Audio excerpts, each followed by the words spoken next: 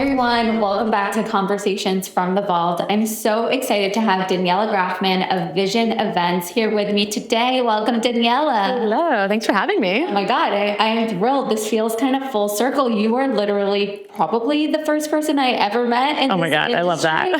Thanks to our good friend, Amy Winiger. So the best. To Amy, or Amy Winiger Forrest, I should say. Yes, legit.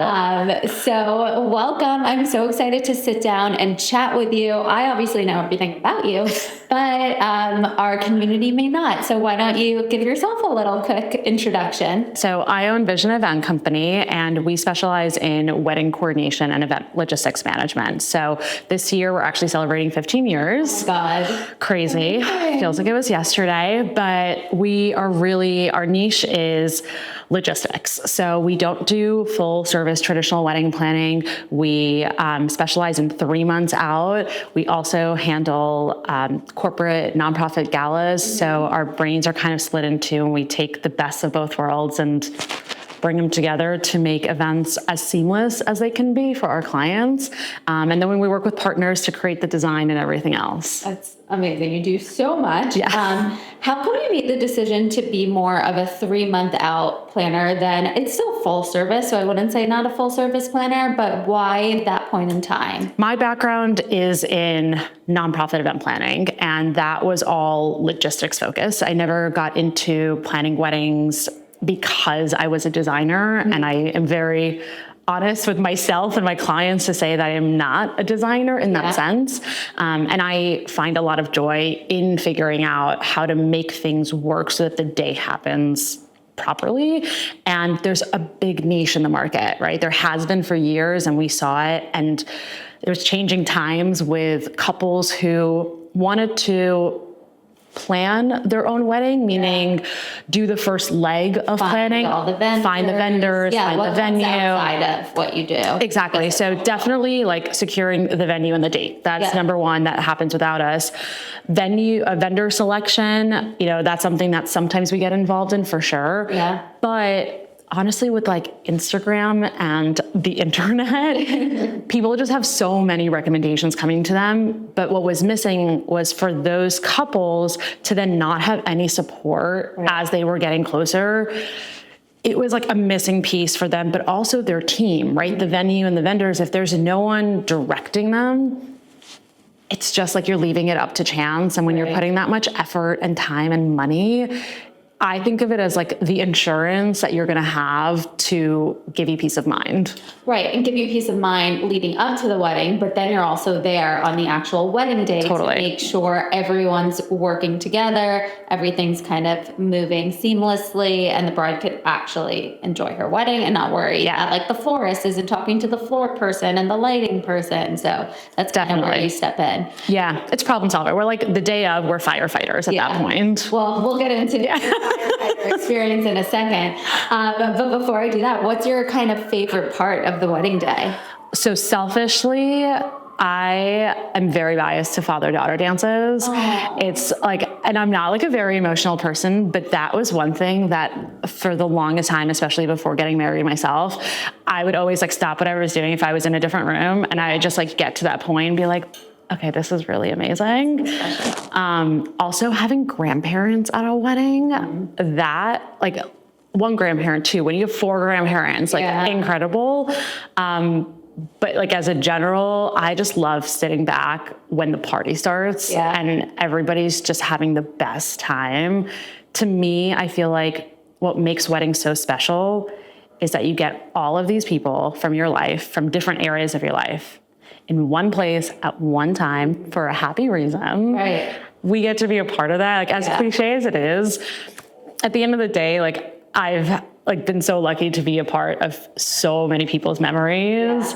And you're like that, it's epic. Like you can't get that anywhere. No, I always say like working in this industry, it's like, yes, it's stressful at times, and brides are on edge and you're dealing with family dynamics, and like there are challenges, but ultimately at the end of the day, we are in the happiest industry. Literally. At Disneyland. No. Weddings are just so genuinely, they're symbolic, they're emotional, they're all of the things that really can't find anywhere else. And to your point, like, this is the moment where everyone that you love is in one place, and that's so, so special. Yeah, it's amazing. I love it. And it shows through your work. Like, you genuinely love what you do, and your clients are obsessed with you. Oh yeah, we have but I honestly feel like we attract the same kind of energy. So like when we have our couples and like the families, like, to be honest, I think I have sometimes stronger relationships with parents than with the bride or groom, because we spend so much time together,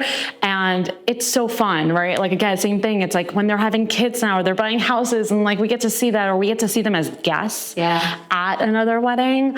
Oh my God, nothing's better than that. Well, just wait. We'll fast forward a couple years when you start planning their kids. I mean, your business is only 15 years old, which is a major accomplishment. Crazy. But let's talk in another 15, 20 years. Where will it all be? We'll see. There's so many like veteran planners out there who have like done their kids, done the parents' weddings. Oh my gosh. The bar mitzvahs. It's really cool to see that relationship grow from my perspective, because I hear about it all the time. Totally.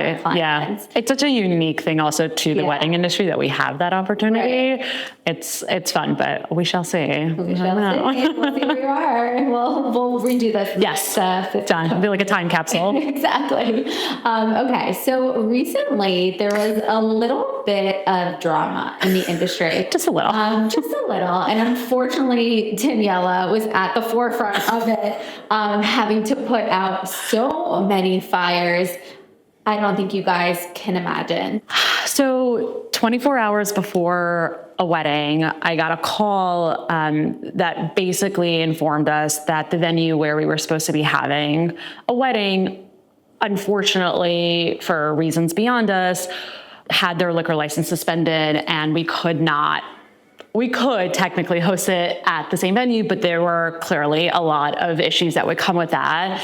And through a ton of problem solving and trying to figure out ways to both keep it at the original venue, and then realizing that we couldn't, if we wanted to have the experience that our client was expecting to have, we did end up moving the wedding to a completely different brand new venue. We have to take a step back. Yeah. Where are we? It is Thursday night. So this is Friday morning. 10 a.m. was when I got the call. Yeah. And between 10 a.m. to about 12 p.m., it is just shock, but also calling other planners, caterers, just like industry friends, mentors, like anyone that I knew that could give me advice or come up with a solution so that doesn't happen. It doesn't happen. No, this was like a very crazy situation to get a call at 10 a.m. on a Friday when the wedding is Saturday to be like, we have a problem that potentially could stop this wedding from being held 24 hours from now. Exactly. So going through your head, you need to figure out, do we want this wedding here without liquor? Mm-hmm. Do we move this wedding to another venue, given all the parameters of, wedding size and availability, and it just being a crazy New York City, there's a limited number of venues. And on top of that, you got to tell the bride and the family. Yeah. So I will say, the second thought of moving venues did not even occur to me at this time. Oh, interesting. Like that wasn't even at first, for that first 2 hours, that wasn't a thought, because this never happened. Right. And so, we've gone through COVID, we've gone through this. We're like, we can handle it. Although this was so beyond, we're like, there's no way that there's not a solution that would allow us to keep this wedding the way it was supposed to happen. You start to think it's not just that we can't have alcohol. Right. It's what is the experience going to be walking into this venue now, or into this space where, yes, alcohol may have been important, but also all you're thinking about is the drama behind being here. Right. But we're like, if we can find a solution, great. When we realized that there was no option, I mean, there was like a threatening of cops being there to shut down the party. Like, it was just like, this was not happening. Yeah.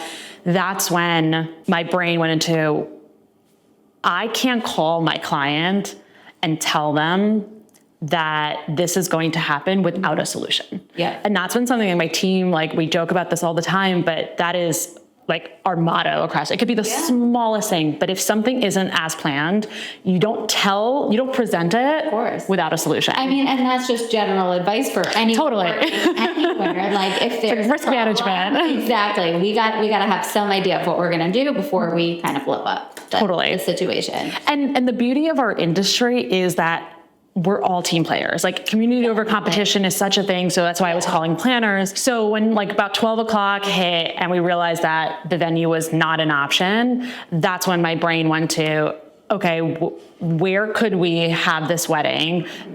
Size was a big issue. It was a 270 person wedding. Which, depending on where you're based, 270 is a huge number for it's not small. New York and Brooklyn. Yes, for sure. It was also, we knew that we needed alcohol at this point. Yes. The venue obviously had a set menu in place since we had to figure out the catering side of things. And it had to be a space where we could, as easily as possible, transition all of the vendors that we had planned, right? All of the florals, the lighting, the tables, right? A space that wasn't raw where we didn't have to like rent everything.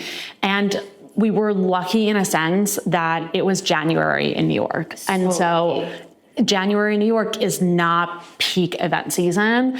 And so when I called close friends of mine who work at a venue in the city, my first question wasn't even like, can you do this? It was, are you available? Right. I can just imagine you, first of all, let's say there's 20 venues in New York. Half of them are out. Right. If not more than half, just because of their capacity. 100%. We're not having the wedding list 24 hours before. So we need a space. Yeah. And that's already limited. If this were to happen in May, we can't let our brains go there. So you knew in your head the list of venues that could potentially even be a yes, and then you had to check availability. Right. Once I got availability set, then it became, and not just available, now it's also a financial thing, right? So now it becomes, okay, what is it going to cost to do this?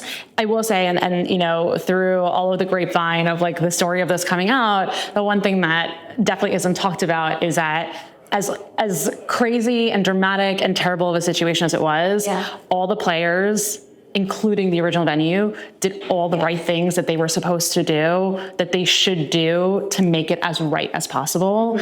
And if they had not, it would have been a disaster. And it wasn't.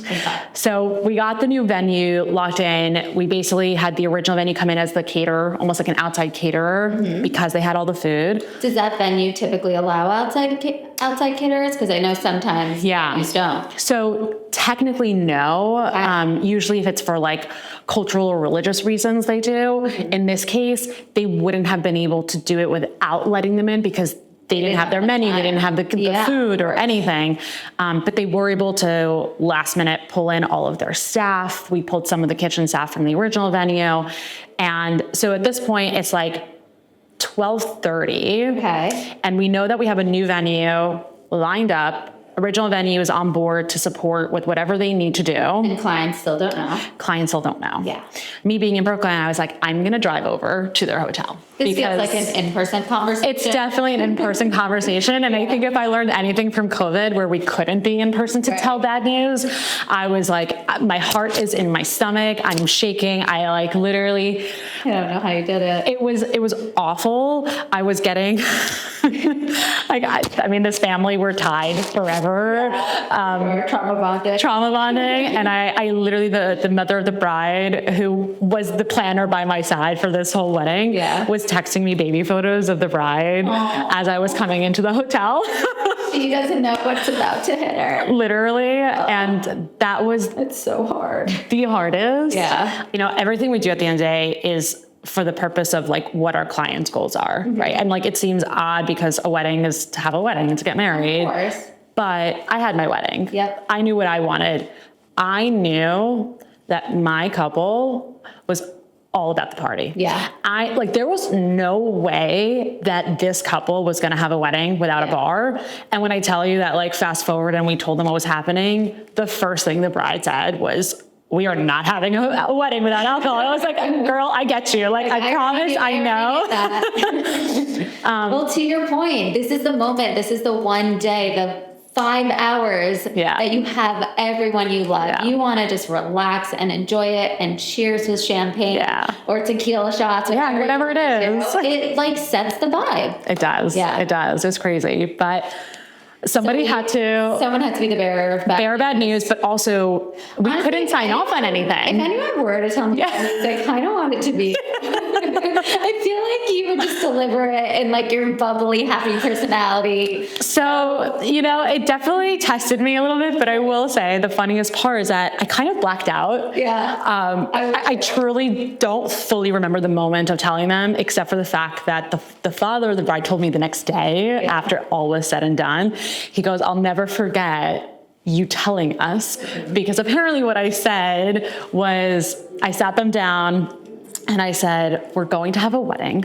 It's going to be beautiful, but we have a situation. Yeah. And obviously laid out what was happening and laid out the plan B. Exactly. Well, so plan A. When they were in shock, once I could get them to calm down from the shock, I was like, but we have a solution. Right. And everyone was just kind of like, wait, there's another venue that could do this?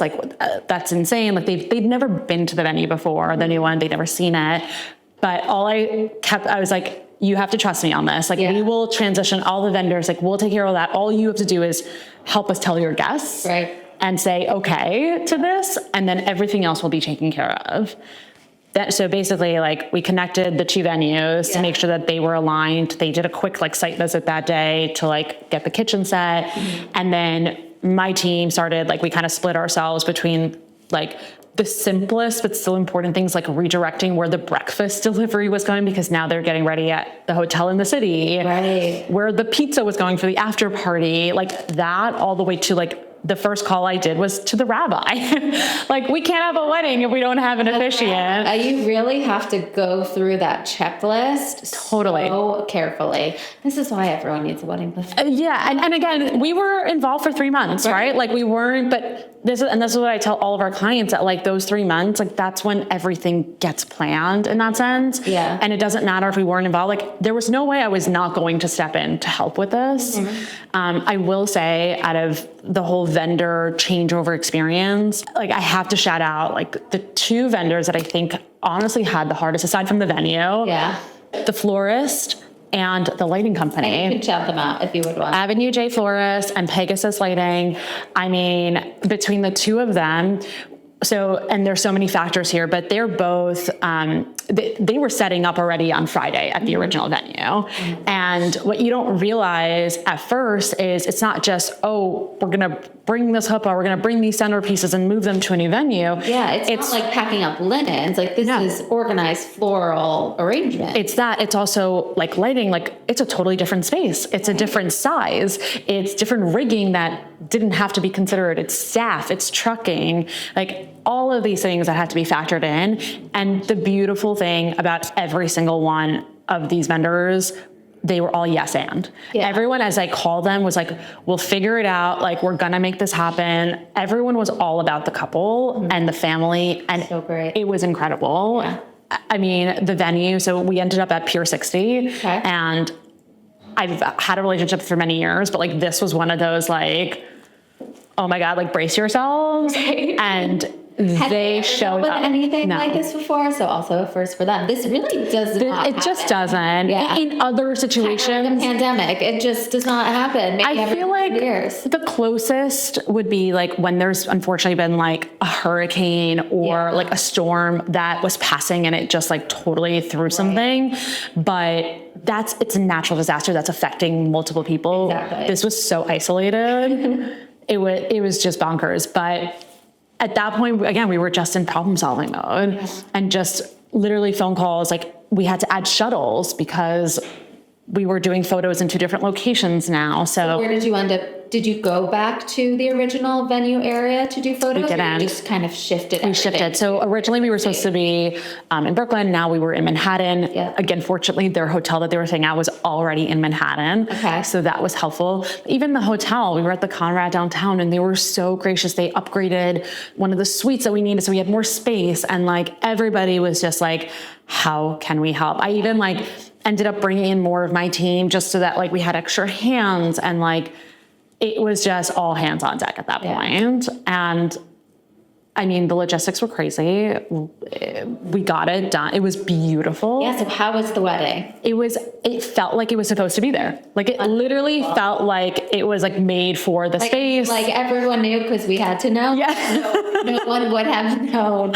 Exactly. I don't doubt that for a second. 100%. And I will give a lot of credit to our couple. Yeah. Because they're champs. They rolled with it, and they ran with it, and they had the perfect mentality. They were literally like, we want to get married, we want to have a party, whatever that means, and like we appreciate whatever you're doing, so we're not going to complain about any, like we're not even going to ask questions. Like they just showed up and got married and had a ball. Like, this is crazy and it looks great and let's do it. Let's party. It was amazing. And their friends amped them up and it was just like the right crowd. I mean, we had guests coming up to us thanking us for doing this for them, knowing that like it must have been so stressful for the family. Well, it just is one of those situations where they literally could not have done it without you, period. Yeah, it definitely like gave us as planners even that little bit of like, oh. Right. Like we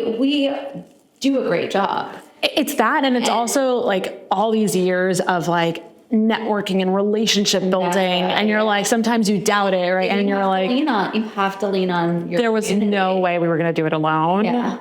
And it was everybody just like stepping up was amazing. Oh my God. What a crazy. Yeah. It will live on forever. It really will. And when you're in New York, it's a small circle. So this story, unfortunately, or hopefully fortunately for Daniela's business, kind of spread like wildfire. And I should mention the venue is back up and running. Totally. From what I heard, they had a wedding the next Sunday and they figured out. We have other weddings there. We're working there. Like everything is good. Coming up. So it's all good at the end of the day. It was obviously extremely unfortunate for Daniela and the family. As we use the phrase retired bride herself, Daniela got married, 3 years ago? 3 years ago, yeah. And was also a Versailles. I was. Still am. How did getting married impact how you run your business today? It's a great question.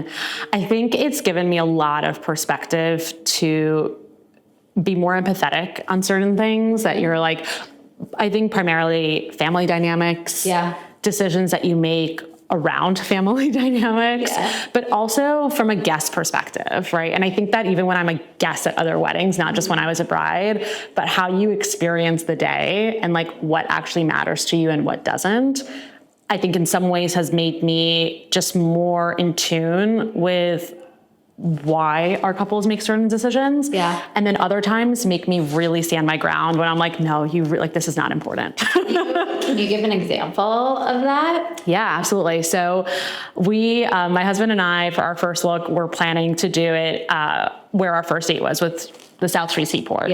We got married in February, which is a cold time of year, but we knew that. And on the way to the first look location, it was supposed to be outside. One of my planners was with me, and she said to me, so there's about to be a snow squall. Oh my God. Right, I remember the squall. We had never heard of something like this. It was a snow squall was like a 15-minute tornado of snow that was just going to hit and wind. On the water. And we were supposed to be by the water. And I go, okay. And she's like, we have a backup plan. Like, we're going to do it in this area. Like, there are staging. And I just said, sure, no problem. And I just trusted them.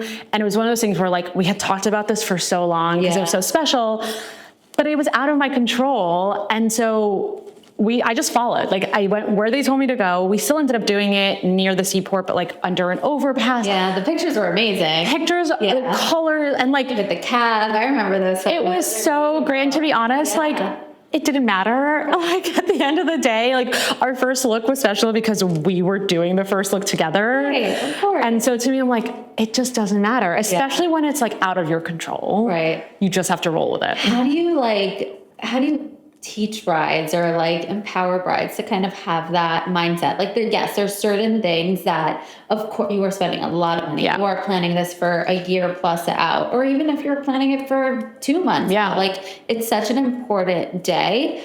How do you like take that pressure off? It's hard, right? Because everybody's different in their personalities. And I feel like I have like the unjust benefit of like doing this and seeing this often. Yeah.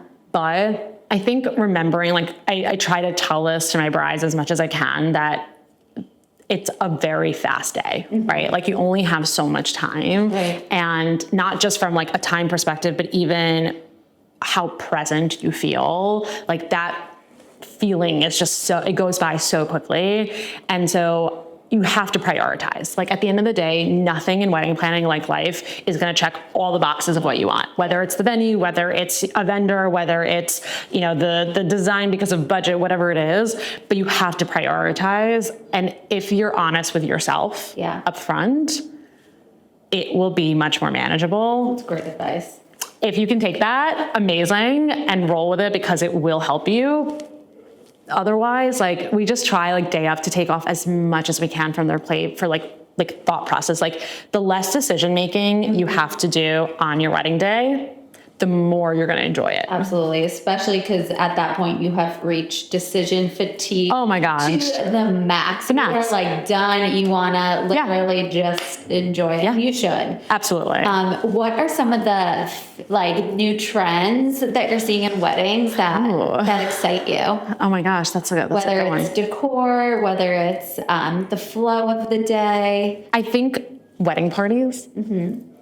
Either not having them or smaller ones is definitely a trend. You're definitely seeing people opt to just or even like have like your friends hang out with you for getting ready, but not have the formality of like having everyone get ready and be done, you know, early dresses and all of that. Totally. And I think it's nice for a few reasons. One, you know, people don't realize how much it impacts your schedule for the day and how early you end up having to start, but also for your friends, like they're just enjoying the day more and it's less pressure. And depending on the bride, sometimes just having a calmer environment is more enjoyable for the day. And then they invite their friends for photos beforehand. So, and even from logistics, like not corralling, you know, 20 people. 20 girls, let's go guys. We'll do it. We're ready to go. Totally. We have had wedding parties of 36 and like, it's fun to an extent, but like you just have to be ready for it. So I think that's probably a big one. Other than that, I think color. And this is always, right? Like you will always have your traditional classic white weddings, but I feel like we're seeing so much more color, not just like in summer, but even in winter, and people like embracing that, like they can show their personality a bit through it. I did. So I'm a little biased there too. You're in the best way. Like your florals were like tropical in the middle of February and a snow squall. So it was amazing because it was freezing out. Everyone's like in their biggest coats possible. And then you walk into a tropical paradise. That was the goal. But it also felt New York because you had the black cape with the tropical. It was so cool. Stalk her one. I'm going to have to repost it now. When we post this podcast, I'll also post your wedding photo. Perfect. But it was like such a fun and different vibe. So I'm totally with you. I like when people have fun with color, and there's so many talented florists out there right now. Oh my gosh, They're like coming up with the most exotic floral arrangements. I feel like, I don't know, the last year, I would say, in floral decor and event production, talked about this the other day with someone else on the podcast. It's just next level. Like it's a wedding, but it's really a full-fledged event. Well, I think it also, when done right, really shows the personalities of the couple or what their energy is, right? Like, and I tried to do that with my wedding as much as like I had the inspiration and like the design and everything, but like part of it was thinking about like my husband and I and our cultures coming together and like, you know, his background and my background and being very lively. And like, we had this idea of like a tropical paradise in New York, to your point, a black tie. And like, that's when couples ask how to personalize their wedding a little bit. Like these are the ways to do it, where people are going to walk out of your wedding and say, oh, this was so their wedding. And I felt that through and through at your wedding. Actually, I think that's really interesting because you guys did come from totally different backgrounds, different religions, different cultures, and two very strong cultures. And a lot of which are represented in weddings in different ways. So how did you decide how to blend that? Yeah. And I feel like a lot of it, we can talk about this too, it had to do with food. Yes, it was. So my background, I'm Russian, Hungarian, and Jewish, and my husband is Puerto Rican, New Yorker, and Catholic.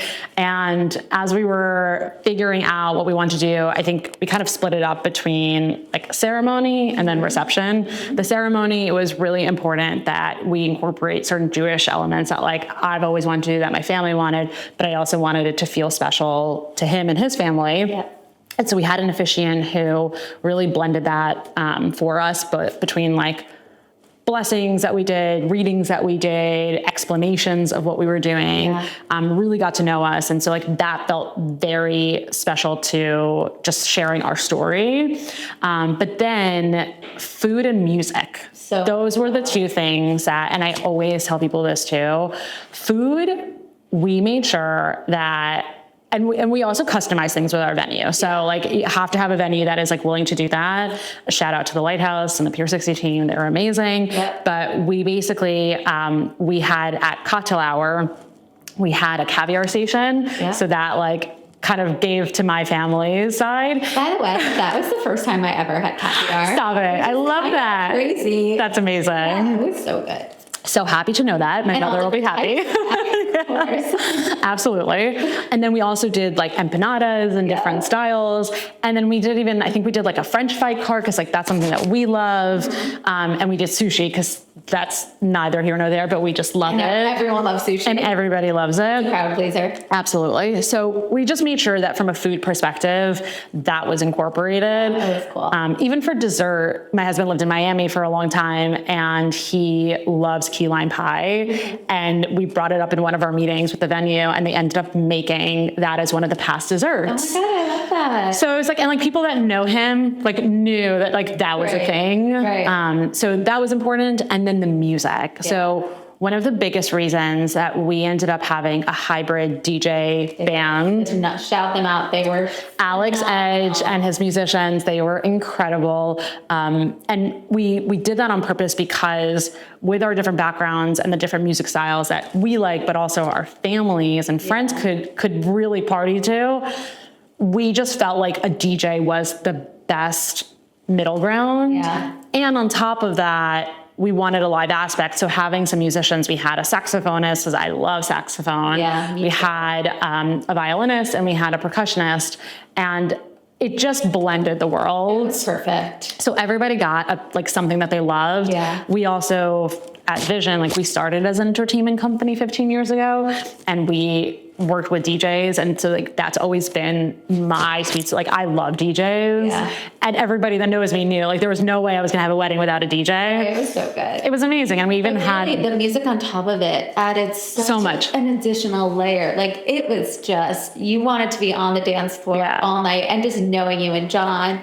We also have to mention John sings, and he does. Daniela at the wedding, and it was the cutest thing ever. It was amazing. It was amazing. Special. But even that, like we had some of his best friends perform at the wedding for like our first dance or cake cutting. Yeah. And that's another thing that I tell couples all the time, that like in order to personalize, like if you have these moments, like, and you don't know how to incorporate it, tell us, like we'll find a way. And also talking to your planner, like just getting to know them on a personal level. Like you might not know this is special to the couple or to yourself, but like that's why a fresh perspective comes in and they're like, wait, this is actually cool. We can make this a moment at your wedding. And I think that makes it so special. Absolutely, 100%. But yeah, food and music, hands down. That's like most important. The best part of the party. Yeah, no, it's great. We had a wedding recently, and the bride and groom, like all the friends knew they were burger connoisseurs. Like that was their thing, that they would go like different places to test burgers. And so for their entree option, instead of a steak, it was a burger. I love that. And people loved it. Go to a wedding and have a burger. It's amazing. It was like Minetta Tavern style burger. It was incredible. That's so New York, and I've never seen that before. It's really hard to find original ideas. Yes. Yeah. But when you do, and you nail it, amazing. it's like people are talking about it years later, like just like the caviar sushi. Because for me, that was unique. And I love that. It was a first. And also, you didn't mention the vodka. Oh my gosh, yes. On each table, which is a Russian tradition, right? Yes. So we had vodka on every table, made sure that everybody was well liquored up the entire time. Nobody had to wait for a drink at any point. But that is like part of our culture and like what you kind of expect. So it was like almost like a non-negotiable. Right. And for someone who like didn't really know that, it was such a unique detail and such a fun detail. Like the whole table ended up just like taking shots together. Yeah. It was great. It was nice. A great way to also just like bond your table because I didn't really know that many people there. So it automatically unified us. I agree. And I will say one other trend that I'm seeing, which I do love, and I didn't do this at our wedding and I, in hindsight, would have, assigned seating. So actual like place cards at tables to tell people where to sit. It's an added layer of work, so to speak, but particularly for groups of friends or family that are bunched together that may not know each other, it's like social engineering to help. Because sometimes you go to a wedding and like you don't know anyone at a table and you're like, hi, like how do you know each other? And then you're done. And it's weird. But like if you consciously, like, that you're placing certain people next to each other because they have mutual connections or traits or whatever. It's just like this added. Absolutely. And then it takes away, where do I sit? Where like do you need the seat? That's so interesting. I never thought about that. That could be really awkward. Yeah.